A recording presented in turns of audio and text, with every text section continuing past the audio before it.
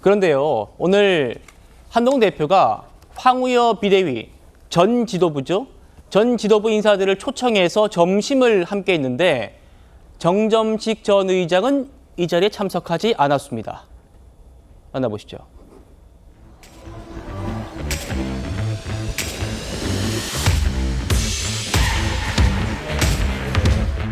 끝나고 수고했다고 그러고 인사하는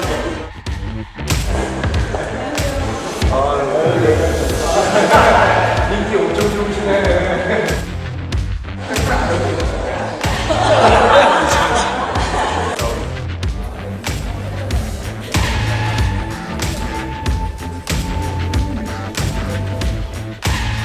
우리한테 부족한 것이 이제 봉사, 정신이 그런 거 같이 하자 이런 얘기 나누고 뭐 좋은 얘기만 하고 우리 대표님은 날 야단만 치고 위원장님께서 당 생활을 시작하신 지가 29년이 되셨거든요.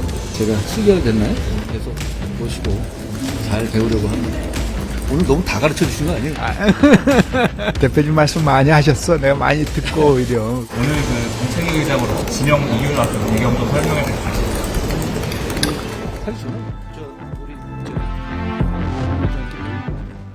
자, 황우여 전 비대위원장 손을 한동훈 대표 꼭 잡고 살짝 애교도 부린다고 할까요? 예, 그렇게 굉장히 분위기 좋았어요. 지금 보시는 대로 기자들과 함께 이렇게 바닥에 앉아가지고 눈높이로 또 백브리핑도 하고 그런 모습이었는데 오늘 김종혁 부총장님께서도 이 자리에 참석을 하셨더라고요. 정점식 전 의장이 결국 불참했습니다. 분위기는 좀 어땠어요?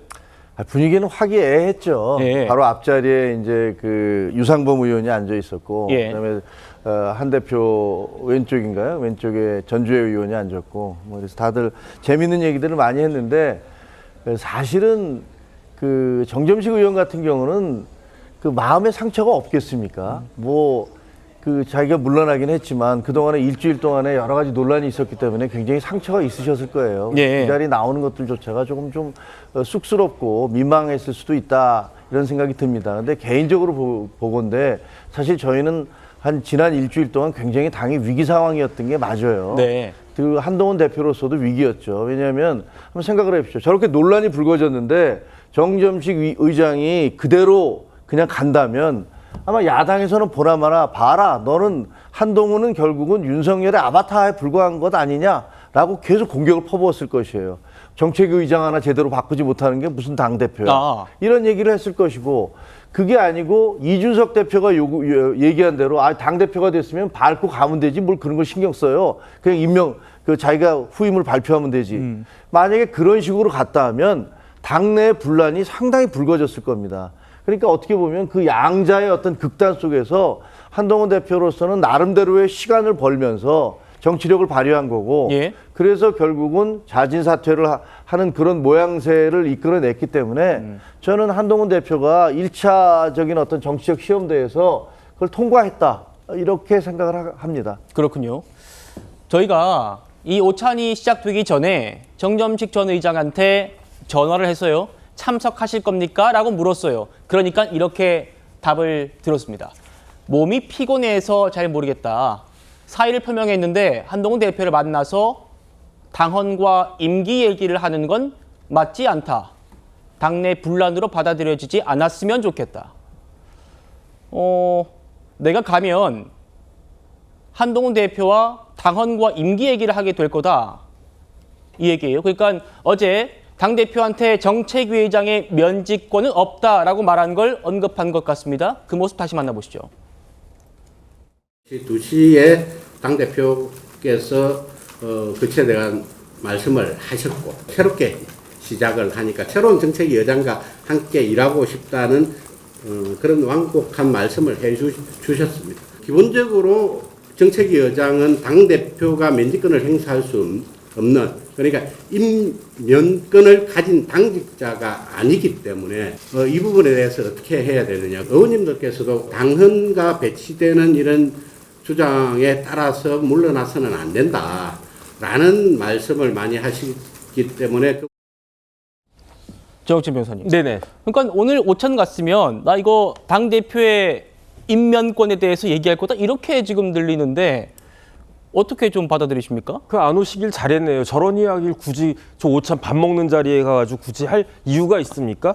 저는 개인적으로 몇 번 말씀을 드렸지만 당원의 해석과 관련해서는 정점식 의원의 해석이 맞다라고 생각을 해요. 예. 그러니까 한동훈 대표도 비슷한 생각 아니었을까 하는 생각이 들고요. 그러니까 한동훈 대표가 정점식 선배한테 감사하다, 고맙다, 이렇게 결단을 내려줘서 고맙다, 이런 이야기 한 거 아니겠습니까? 그런데 법이라고 하는 건요, 저도 변호사지만 항상 타당하고 항상 상식적인 것만 아니란 말이죠. 왜 그러냐면 예. 법이라고 하는 거는 일반적이고 추상적인 규정에 불과해요. 그렇기 때문에 구체적이고 객관적인 상황에 대입해 보면 상식에 맞지 않는 경우도 종종 있단 말이죠. 지금 상황이 바로 그런 거 아니겠습니까?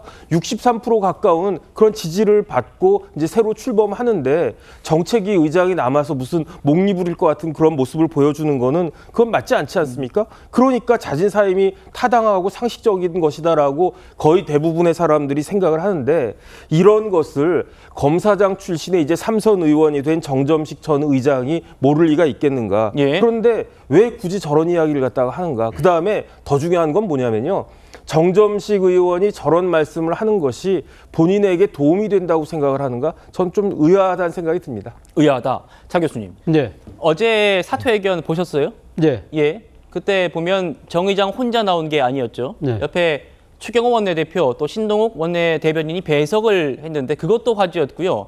또 정 전 의장이 윤석열 대통령의 그 기념시계를 착용하고 와가지고 그것도 또 화제였습니다. 어떻게 바라보셨어요? 글쎄요, 뭐 정점식 의원이 뭐 평소 차는 시계가 뭐 바뀌어서 그날 뭐 이렇게 윤 대통령 시계를 차고 나왔는지는 알 수도 없습니다만. 그렇죠. 뭐 그러니까 지금 당 소속 의원으로서 또 당이 배출한 대통령의 시계를 차는 거는 저는 뭐 특별한 의미를 부여할 필요는 없다는 생각이 들고요. 저는 이번 이 정점식 전 의장의 사퇴 논란을 보면서 그 생각이 들었어요. 네. 사실은 이 지금 이 국민의힘 같은 경우 그 전신인 한나라당 그 이전으로 올라가면 신한국당 그러니까 민자당 시절에는요, 사실 그 김영삼 대통령이 소위 말해 저항적 총재로서의 당권을 잡고 있을 때는 이 그 원내대표를 비롯해서 당 3역은 전부 다 임명직이었거든요. 근데 소위 말해서 그때 이 한나라당 시절에 이 지금 저항적 이해창 총재 시절을 거치면서 당내의 민주화가 되면서 이 정책위 의장도 의원들이 선출하는 방식으로 바뀌었는데, 그때 이 원내대표하고 러닝메이트를 하는 그런 형식으로 해서 의원들이 직접 뽑았거든요. 예. 근데 문제는 그러한 방식들이 상당히 당내의 민주화나 이 분권에는 상당히 좋은 측면이 있었지만, 문제는 원내대표가 출마하는 사람에 따라서 일종의 뭐랄까 수도권 후보가 나오면 뭐 영남 쪽하고 이렇게 구색을 맞추다 보니까 실제 정책 전문가가 이 정책위 의장을 맡는 경우가 상당히 힘들다. 그런 측면들 때문에 정책위 의장의 전문성을 높여야 되겠다고 해서 결국은 일종의 뭐랄까, 그러니까 원내대표가 주도가 돼서 사실은 이 자신이 마음에 드는 사람을 이 지금 대표에게 추천하고 대표가 임명하는 그런 방식이 현재의 방식대로 바뀌었던 측면이 분명히 있거든요. 예. 자, 그렇다고 한다면 일종의 뭐랄까, 여기 당대표가 이 정책을 하는 부분에 있어도 상당한 자신의 뜻대로 끌려고 가려는 식으로 지금 만약에 일종의 뭐랄까요, 이 인사 체계가 바뀌었다고 한다면 사실은 이 지금 당대표가 새로 선출될 경우에는 그 당대표가 표방하는 의지와 이 방향에 따라서 당직도 바꿔줄 수 있도록 사실은 그것이, 그러니까 이 지금 뭐랄까, 당헌 당규가 바뀌어야 되는데 입법 미비 사항 때문에 사실 이런 문제가 발생했다고 한다면 예. 지금 정책위 의장을 임명제로 바꾸던 그 취지대로 정말 이게 당 대표의 뜻에 맞는 인물을 뽑을 수 있는 쪽으로 빨리 규정을 바꿀 필요가 있지 않나 생각이 들어요. 알겠습니다.